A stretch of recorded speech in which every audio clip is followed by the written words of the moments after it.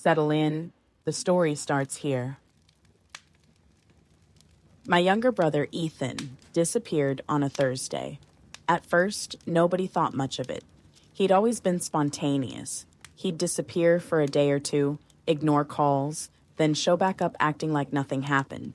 But by Friday morning, his phone was going straight to voicemail. His truck was found abandoned in the parking lot of a hiking trail, about 40 minutes from town. The keys were still in the ignition. His wallet was sitting on the driver's seat. That's when everyone started to panic. My mom was hysterical. My dad called hospitals. I filed the missing person report. By Saturday afternoon, detectives were searching the woods. Then the text came. It was from Ethan's phone. "We have your brother. If you want him back alive, wire $250,000 by Monday. Don't call the police." The detectives immediately said it looked like a professional kidnapping. My mom wanted to pay. My dad said there was no way we could come up with that kind of money.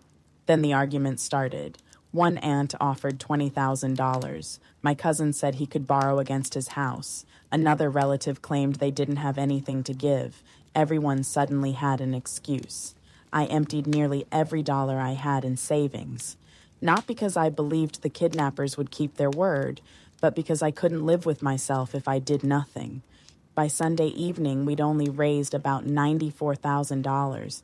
That's when one of my uncles quietly pulled me aside. He looked nervous. Then he asked, "Has anyone actually spoken to Ethan?" I told him no. He just nodded. Something doesn't feel right.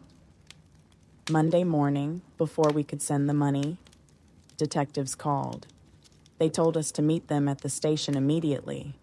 I thought they had found Ethan's body. Instead, they played surveillance footage from a gas station nearly 200 miles away. There was Ethan, walking inside, buying chips, an energy drink, and a lottery ticket, completely alone. No injuries, no kidnappers, no panic. He even smiled at the cashier. The room went completely silent. My mom started crying, not because he was alive, because she realized he'd lied. Police found him that afternoon at a cheap motel. When they questioned him, he admitted everything within an hour. There had never been a kidnapping. He had parked his own truck, left his wallet behind, bought a prepaid phone, sent the ransom messages himself. When the detective asked him why, his answer made everyone in the room sick. He shrugged and said, "I just wanted to know who actually loved me enough to pay." The detective stared at him for a few seconds before replying, "You didn't measure love. You measured who you were willing to traumatize." Most of the family stopped speaking to him after that. My aunt wanted the money she'd already wired back. My cousin was stuck with the loan he'd taken out.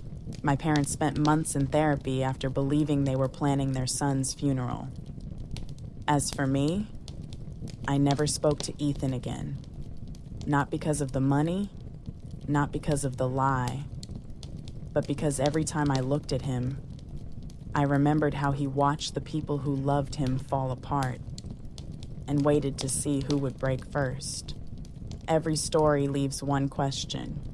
If someone you loved put you through that just to test your loyalty, could you ever forgive them?